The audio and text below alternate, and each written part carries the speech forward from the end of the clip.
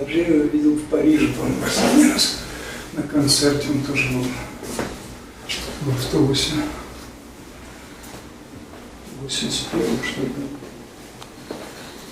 Не помню, 81-м или 80-м. Сколько? За 60 уже, да, получается?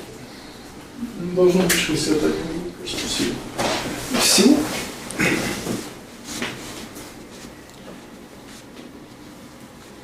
Снимаешь уже? Да, я начал снимать уже.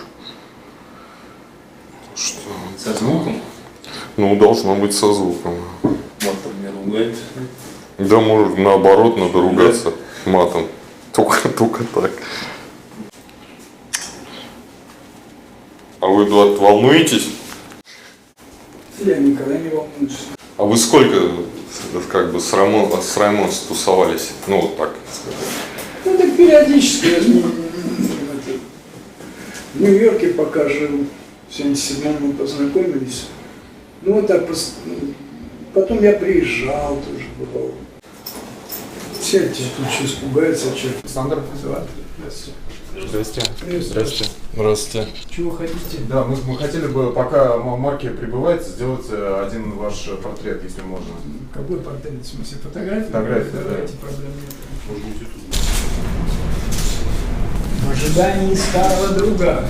Не, ну самое интересное, конечно, в этих нью-йоркских наркоманах, это то, что они параллельно с употреблением наркотиков занимаются еще и йогой все просто усиленно. Не, ну в те годы, я знаю, они приходили вот к Марку, садились перед телевизором, много-много пива, и смотрели, они смотрели, был любимый фильм у них «Elephant Man» с Дэвидом Боуи.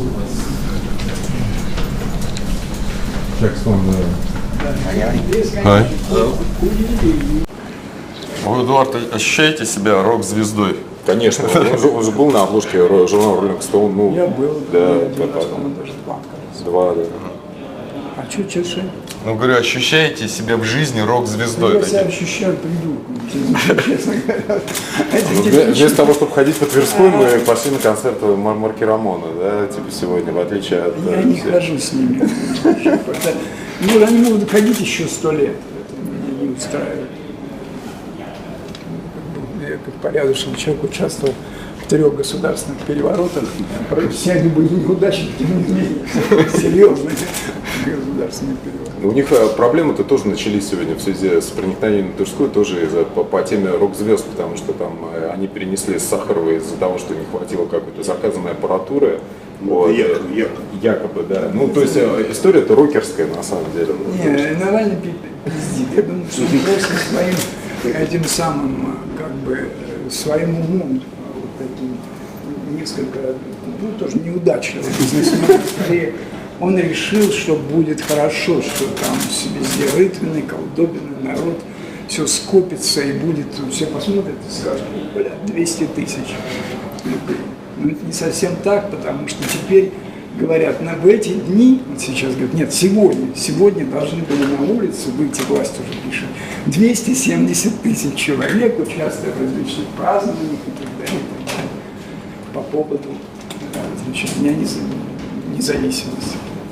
Кого независимости? Что Дима, что ты хочешь знать? Специально для СМЕРЧ-ИНФО.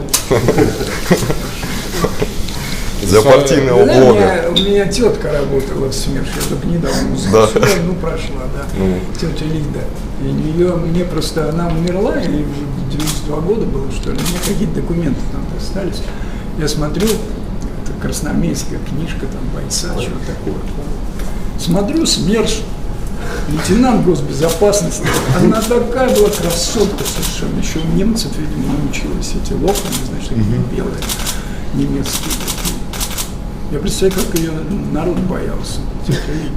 Адвокатом потом был. Первое из своей жизни националистические высказывания я услышал от нее в Риге. Я был работяга, рабочим молодым, я приехал в отпуск к ним, и она мне кричала, она была адвокатом уже в Риге тогда жила, по-моему, 64 год. Она говорит, они нас ненавидят, русские ненавидят. Я думал, она преувеличивает такие из этого Харькова, где никого только не было, все были национальности, никто особо не знал, кто есть кто. тут она это ненавидит, что потом так и оказалось. То есть она... А я думаю, что как думал, вот истеричка такая она была. К тому времени стареющая блондинка, но проскрипела еще чуть ли не полсотни лет. Представляешь? Как вы жили того. Ну вот я бывал на всяких больших этих, я помню однажды там, где мол был, там был огромный концерт, и там были все, ну и боже мой, Марк. Do you see me now, Edward? Hey, how are you? How are you? Good.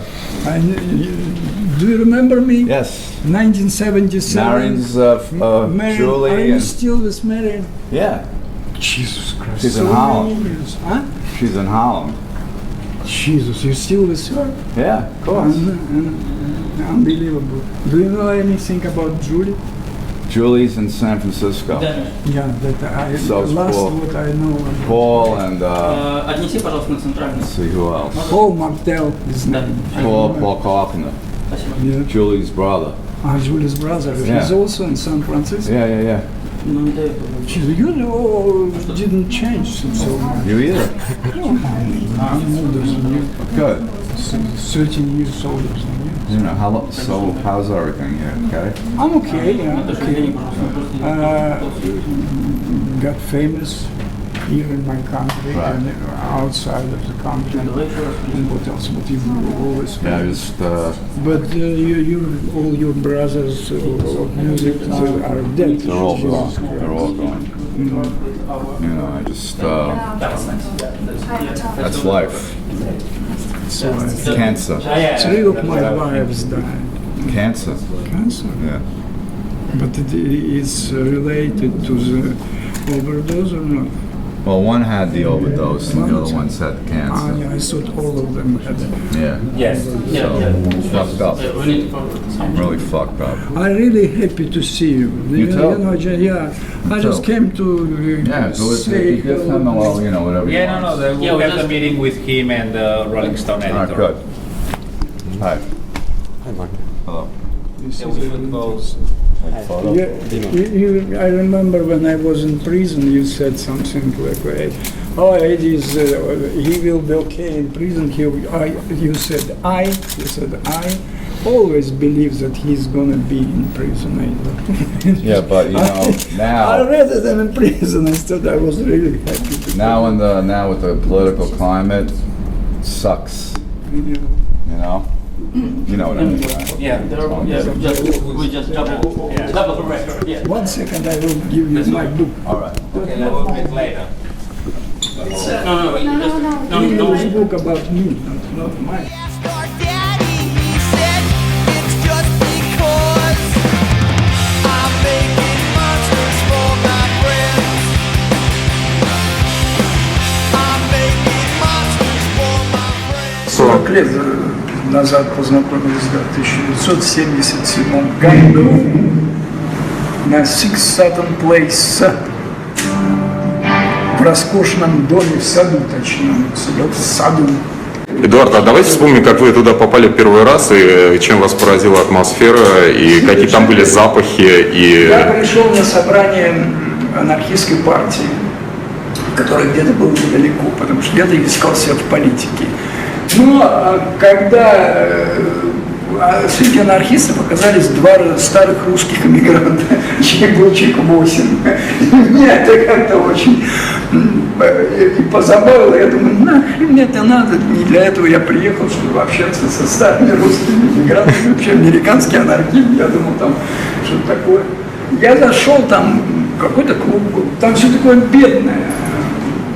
Я не знаю, как сейчас, но тогда было бедное, несчастное. И какой-то клуб, я туда захожу, там ничего, полупусто. Потом подвалили какие-то девушки, потом такой зал убогенький, канатики такие натянутые, сцена. И там вот как раз это был чуть ли не 75-й еще год. Началась это, нью-йоркский панк появился. Вот тогда я впервые туда стал ходить. Ну, не то, что я там каждый день проводил, но да, довольно часто. И уже я был знаком со всякими там, с Гинзбургом, с этим поэтом. Меня, по-моему, чуть ли не Вознесенский познакомил, который тоже там обитал. Ну, вот такое все. Постепенно так там. All right, well, we're ready. Кстати, идите сюда. So, let's have a chat. We met in 1977, if I remember well. Yeah. It was in the house of Peter Sprague, Peter Sprague. where Julie Carpenter worked as a housekeeper. Yeah, it was on the East River.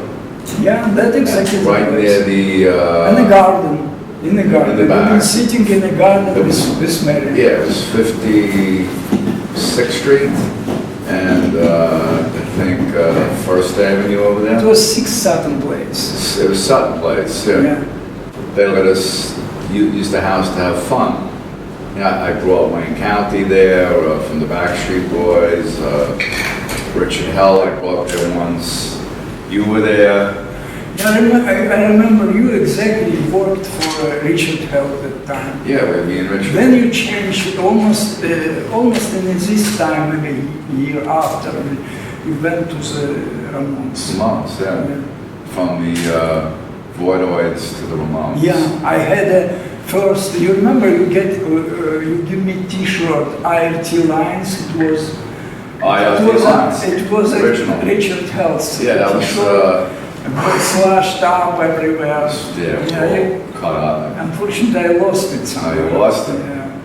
Yeah, that But was. the next one, you remember, you gave me T-shirt Ramones Worldwide Tour. It was in Paris in the 1980s. In Paris? Yeah. Okay. You remember at Hotel Meridian? I remember the Palais. I think it was the Palais, where they had a lot of the dancing and the can-can girls and stuff Yeah. like that, with the long stairs. And we got very stoned that time. Oh, I'm sure. And bus was waiting for you, and we couldn't separate it. You, Marion, and me.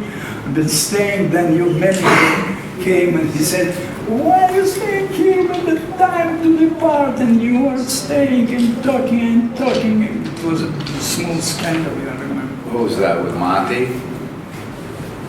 Yeah, manager? yeah, I guess so. Yeah. The big short guy. Yeah, the heavy guy. And you bought a red Leather jacket. leather jacket. Yeah. Yeah, from Berlin, I guess. You remember? Yeah, the red leather jacket. Trying to think, yeah, that was 1980. Yeah, it was 1980, yeah, in 1980. Paris. Paris, Paris. yes. But then you remember when I came back for a few months, I visited your apartment at Wall Street. Right, Yeah. on John Street, right on Broadway. It was a really strange apartment Crazy. with elevator. Yeah. And with every floors, it's some Something. some business Yeah. places, and I thought I couldn't imagine somebody's living here. A 600-watt stereo. Yeah. And you watched with boys, with Ramones, you constantly watch the Elephant Man. That's right. Elephant Movie. with David Bowie. Great movie. You drank a lot of beer and Wine. everybody smoked, Yeah.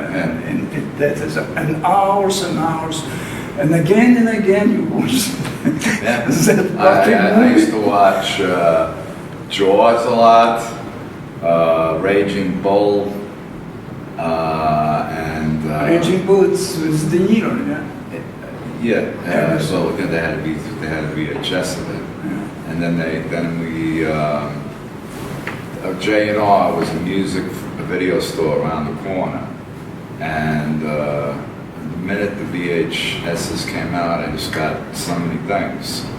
You know, just the pleasure to watch it in your home instead of a movie theater. You know, where people would make noise. But then I remember your bathtub Yeah. with some it was lions, shaping line of lion, something. And at the feet. Yeah. And then upstairs, where it was an entresol, as they call it. Yeah, that's to sleep with a bed.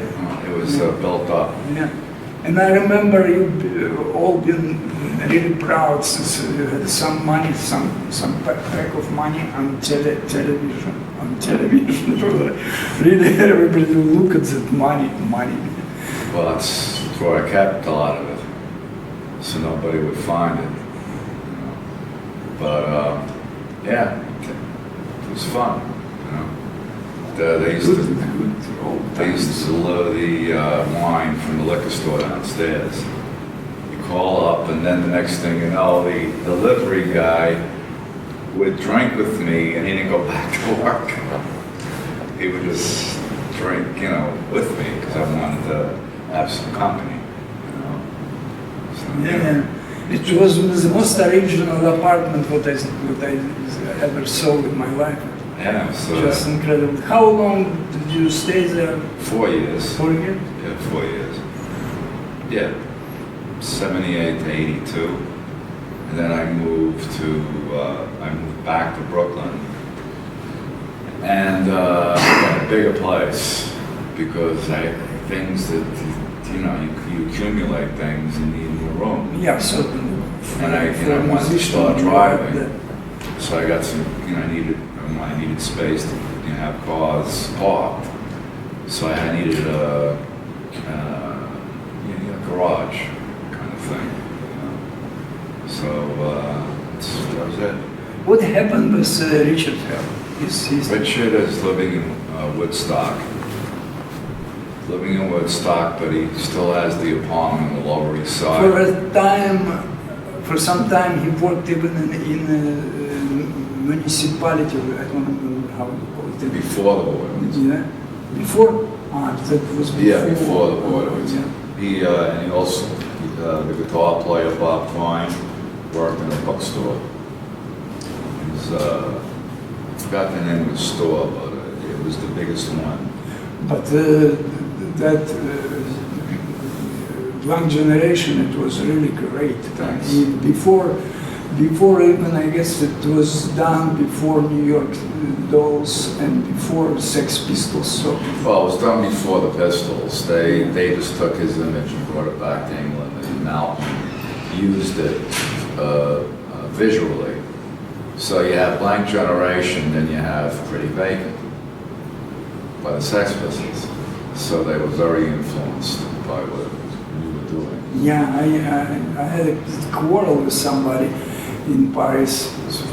I said that it was the first punk group, it was Richard Hell, in my opinion. Yeah, Richard Hell, in New York, Richard Hell, and who else was there? I guess Patti Smith, and who else? I guess that was it at the time. And then the Ramones, Blondie came, and Talking Heads, and the Heartbreakers. Well, the Dolls were more like a glam band, but without the glam, they were a punk band. And then you had Johnny Thunders, Heartbreakers. Once I was present at a concert at the mall. You remember, the Seaport, and it was a mall or something like that. Yeah. It was a concert where everybody been present, and Patti Smith and Blondie and Elvis Costello from Britain and everybody. It was a pier. Yeah. It was a pier. Pier. Yeah, not a mall, but pier. That was 81. That was around 81.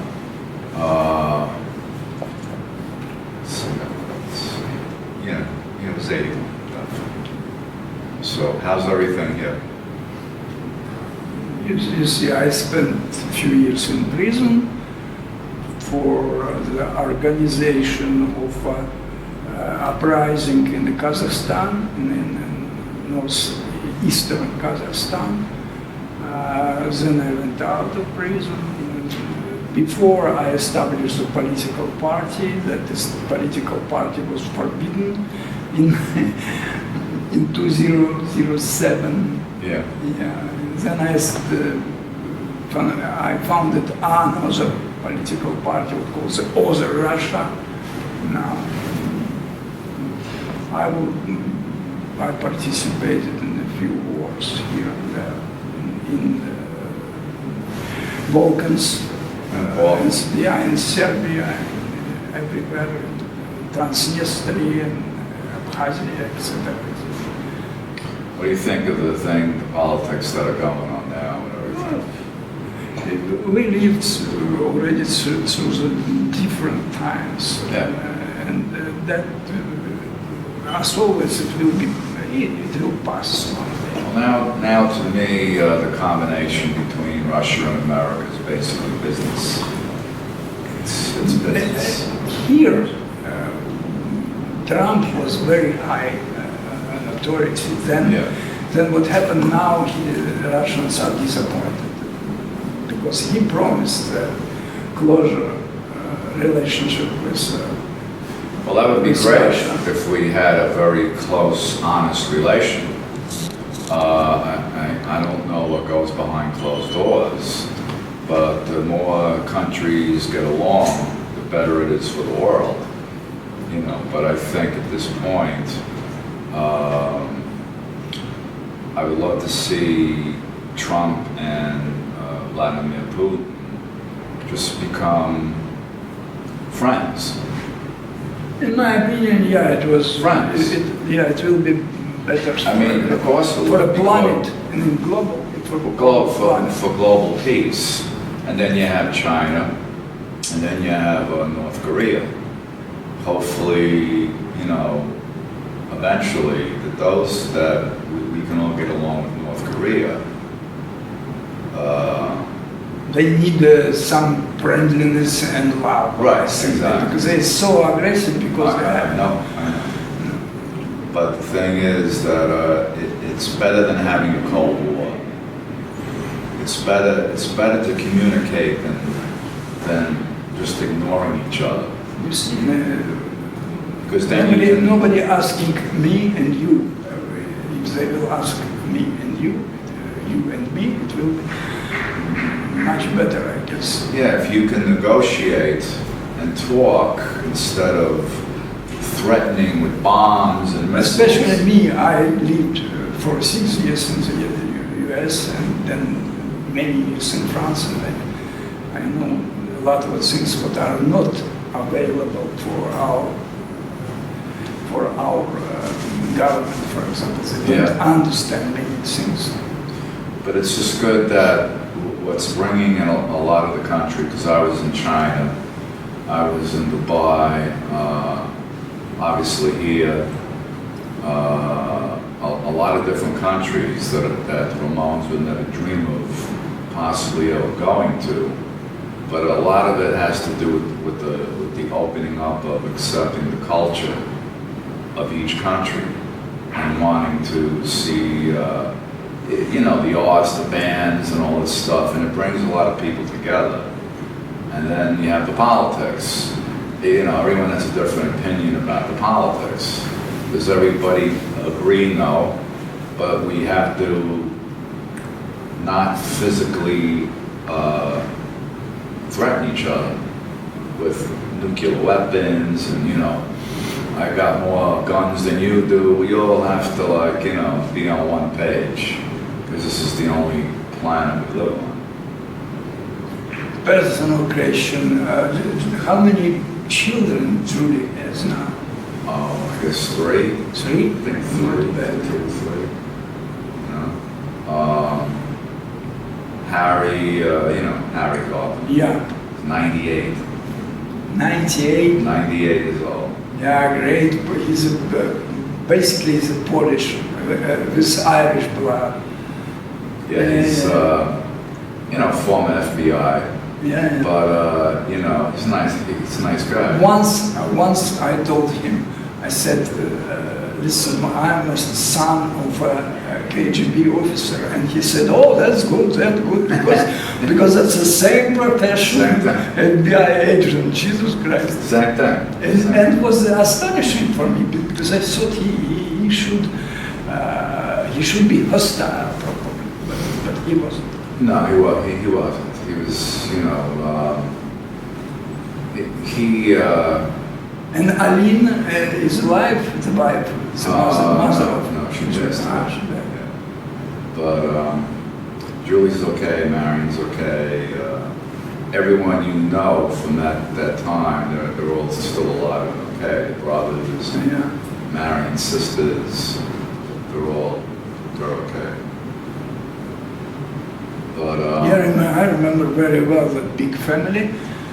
I still remember almost everybody.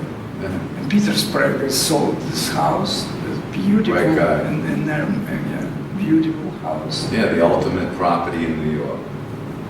That's what it was. And Yeah. we used to just go nuts in there. Raid the wine cellar. You know? Yeah, wine cellar. I had a key from a wine cellar, but Yeah. later when I was Yeah. a housekeeper there, I had a key. Yeah, it was, he didn't care. And I didn't know, I didn't know prices of those bottles. And once I invited some bloody girls from Brooklyn, and I poured them that wine, and then somebody told me, "Are you crazy? That's about $2,000 a day." The bottle The itself. bottle, yeah. Yeah. And I didn't understand. He didn't care. He liked us. You know, he liked us a lot. You He know, was okay, yeah, very good one. Yeah. As they say, liberal millionaire, but he was Yeah, it was, good natural. he liked the music. He liked the Richard Hell. He liked Road to Ruin, the album, the first Ramones album. So he was a cool guy. You know. Yeah, once New York magazine published a big article about me, and he was interviewed for that article. So, very strange interview. What did he say? He made me believe that he said, made me believe that he was not interested in me.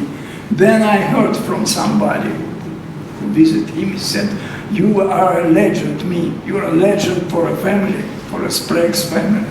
What I believe, because That's like because he probably didn't expect that his fucking house, a Russian housekeeper. Julie, Marion, and all of them.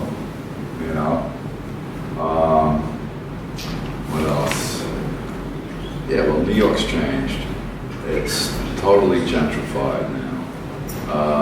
If you went into a time machine and you went to the future 35, 40 years later, and then you went back to the same areas, you wouldn't even recognize it.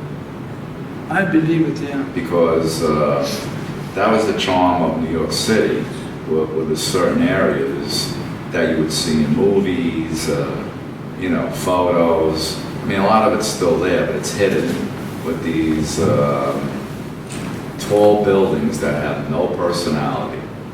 They're just tall structures. Even, yeah, I remember Times Square. It was a place absolutely filled up with the Negroes, with narcotics, drugs, and things. Yeah, now it's like Disneyland. It's Disneyland. You know, but you know, the buildings, the original skyline is hidden.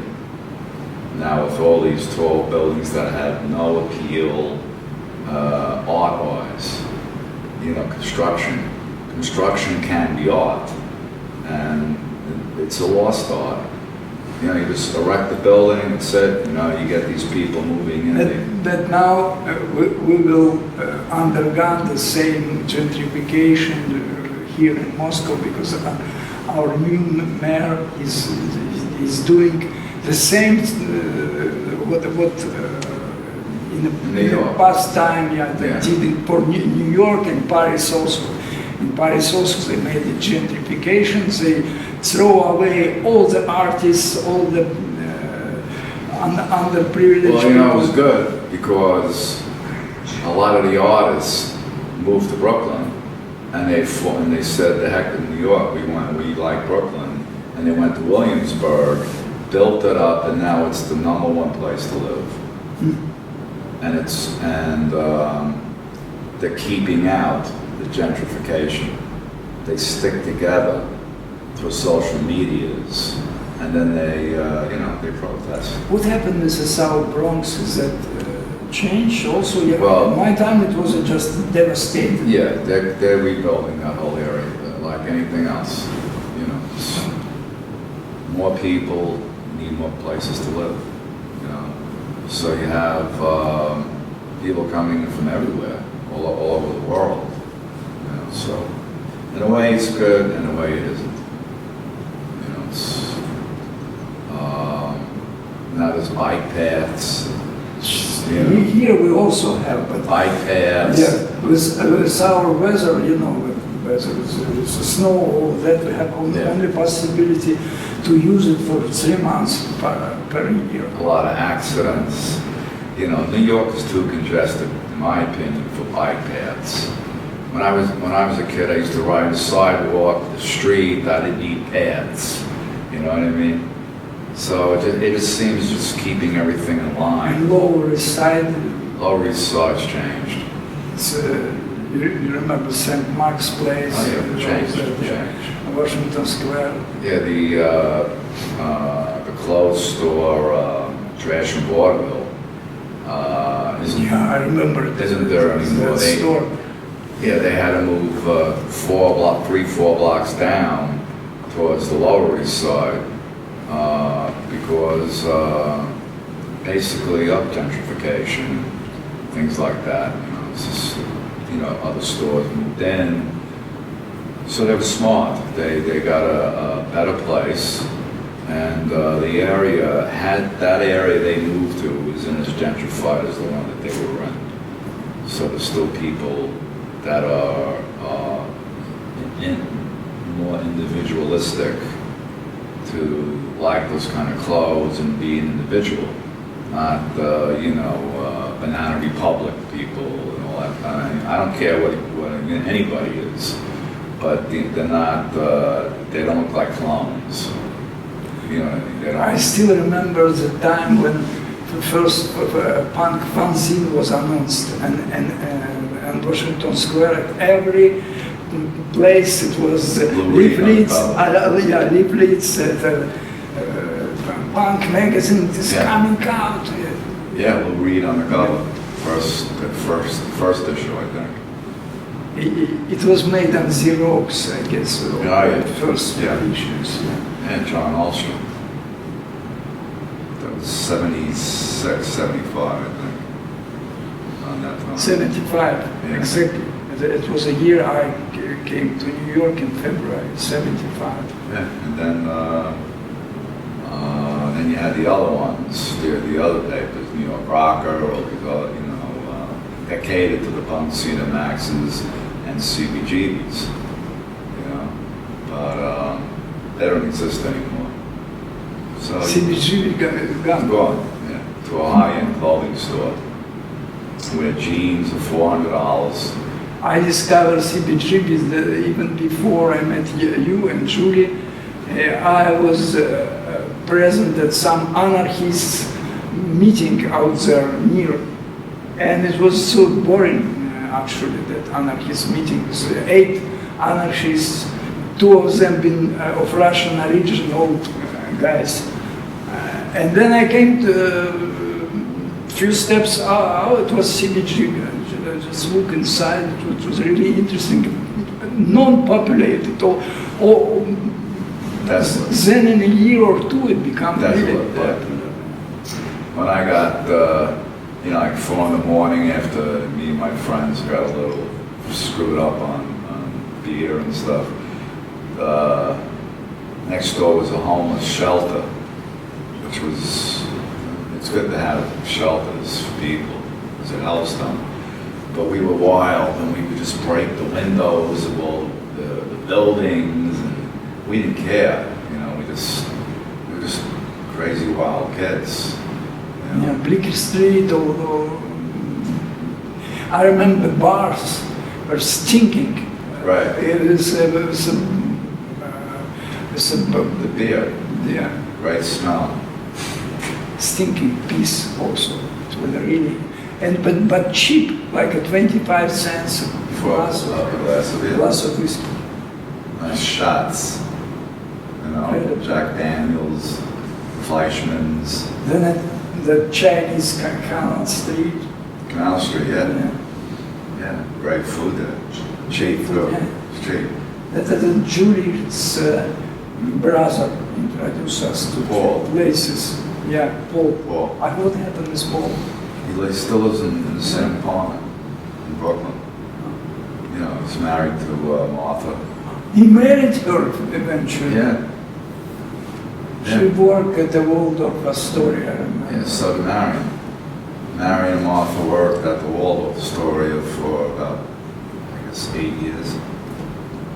And then, you know, things changed. And another friend of Julie, the girl, she also worked for Waldorf Astoria. I forgot her name. Oh, Kathy. Kathy, yeah. Kathy. Yeah. She's married, she lives, you know, she has kids, and, you know, domestic life. 40 years, Yeah. just enormous piece of time. Yeah, a lot of fun, a lot of crazy stuff, a lot of ups, a lot of downs, and, you know, but at least we're alive. Yeah. Look at that book. It's not exactly my biography, but it's my biography also. Did I give you my book? Yeah, sure, I did. Yeah, okay. I'm just curious to know if you... I just got it. It has enormous success. First, it's written by a French writer, Emmanuel Carrel, and it was translated in probably 26 countries. Yeah. Now that year it came out even in China. Jesus Christ. A lot of people. Yeah, there's a lot of people. Just there. And Brazil. Well, yeah. Yeah, everywhere. Japan. Enormous. But I'm a little bit jealous because it's my story. He described my life. But I never had such enormous success with my books as he had with my personality. It took me 5 years to write my book. 5 years, 450 pages. Well, you know how that is. Things have to be changed, and then you have to make sure the writer is good. You have to make sure the writer makes you sound on ink the way you are, your personality. Finally, that's why I left the States and I went to France, because I didn't have the publisher in the States. 35 publishers refused my book, but I was so, I believed that I'm a good writer, so I went and I sold it in France. Yeah, I went to 3 writers. One wanted me to sound like I was, you know, Shakespeare, which I'm not. And then another one had a nicotine habit from cigarettes. So he had to stop every 15 minutes and go out and smoke cigarettes. So it ruined the flow. You know, once you're on, you're talking, you know, then you stop and then it ends the momentum. So the 3rd writer was the one who I really liked a lot. He understood exactly what I wanted to convey, you know. So he did it really good. And that's it. Good. Hey.